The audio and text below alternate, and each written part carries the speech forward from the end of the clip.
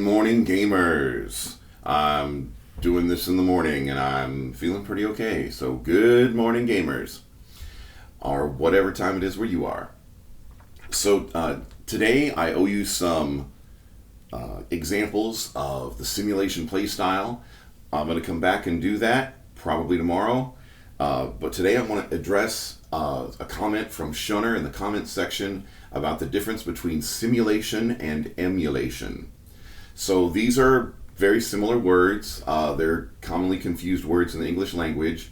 And I think it seems like, Shunner understands the difference between them. And so this may just be a tomato-tomato kind of thing. This is how I keep things straight in my head, because these are different play styles. What I think of as simulation and emulation represents two different types of players that are looking for two different things. So yesterday I kind of described simulation, where simulators they want to experience D&D as close as possible to being real, all the way down to adding up, their exact encumbrance, all the way down to,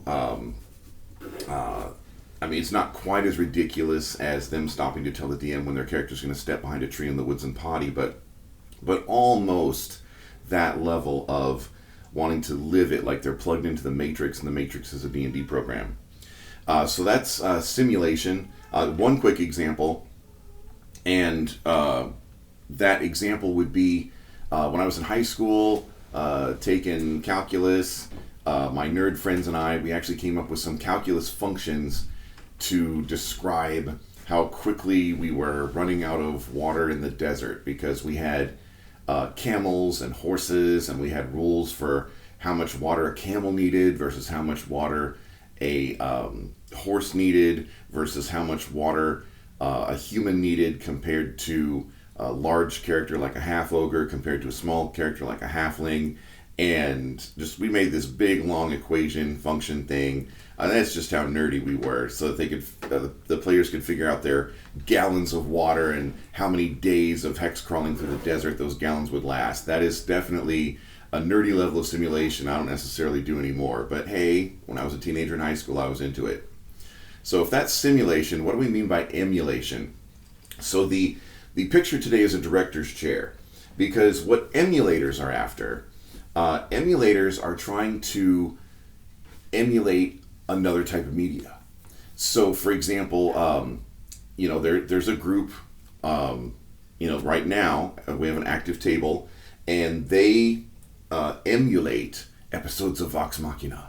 They're going for that Vox Machina cartoon feel, like the banter and the cartoonish combat, and just doing crazy things, and the ambiance, the way that they, I already said banter, but the way that they go back and forth and joke all the time, little one-liners and stuff, little digs at each other, and yet they've got these deep dramatic things going on in their backstory. So they're very much working to emulate a Vox Machina cartoon type of feel. Other examples of emulation are actually more common outside of Dungeons and Dragons type worlds, because you're trying to emulate some other kind of media. So I first encountered this play style in the 90s when I was in college. There was a game master named Jerry Johnson, and he was very, very famous in many different cities and gaming circles for Marvel superheroes. That he could really make you feel like you were in the pages of a Marvel comic. Of course, this is before the Marvel Cinematic Universe. More people know Marvel through the Cinematic Universe now than through the comics, but in the 1990s, people who knew Marvel knew it through the comics. And Jerry Johnson would actually sit in a gaming comic book store, and he would look at all the comics. Now, hardly anybody can afford to buy all the comics, even if they're really into them. But he would make sure he glanced at them all. He would make sure he knew what was going on in the Marvel Universe. Because he would, if you were in New York, for example, because a lot of stuff in Marvel happens in New York, your characters might be fighting on the street, and fighting down a street with a villain throwing cars at you and flying around and bending light posts and stuff like that. And if that month in the Marvel comics, say this was something that happened, real example. Say Spider-Man in the Marvel Comics that month that had a battle with Rhino down the street of New York. Jerry Johnson would arrange it so that your battle with your villains, your the street you were fighting down would have an intersection with the street that Spider-Man and Rhino were fighting down, and your fight would actually overlap their fight for a couple of rounds, and the fights would actually mix for a little bit, because Jerry, people say he just makes you feel like you're in the comics. I was in a particular campaign of his that lasted for one semester of college, and we started in the fall when college started. We wound up at Christmas break.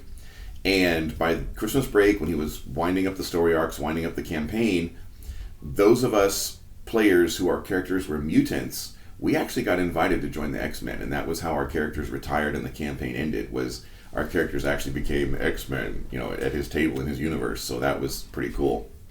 But, because we'd been, obviously mutants the whole time, and we'd had a few adventures where we met Charles Xavier, as kind of an NPC.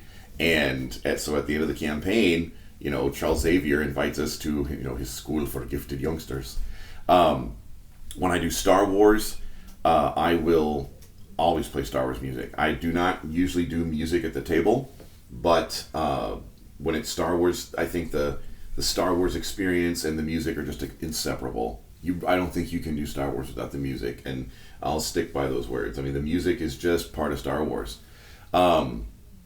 And don't really run Star Trek that much. Just over the years, there hasn't been that much demand for it. But I just don't think I could start Star Trek without without one of the intros, "To boldly go where no one has gone before." So emulators are trying to emulate another form of media. So, for instance, when Shadowrun first came out, I had the good fortune of talking to someone who had been in conversation with the original developers at FASA. Now these days, like 20, 25 years later, something like that, actually more like oh my goodness, Shadowrun's old, it's like 30 years old now. But anyway, Shadowrun today as a brand is owned by Catalyst Games, but it was started by FASA.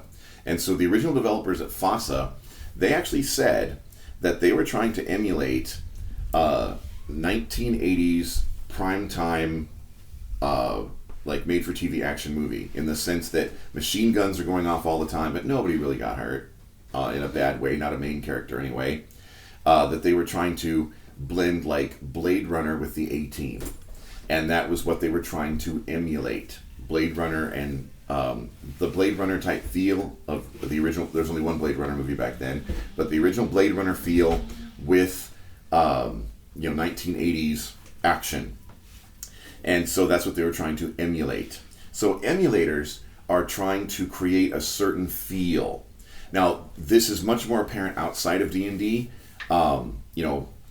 D&D used to be about making people feel like they were maybe in the pages of a Tolkien book, or in the pages of an Elric book, or a Fafnir the Grey Mouser book or something, because books were the main form of media.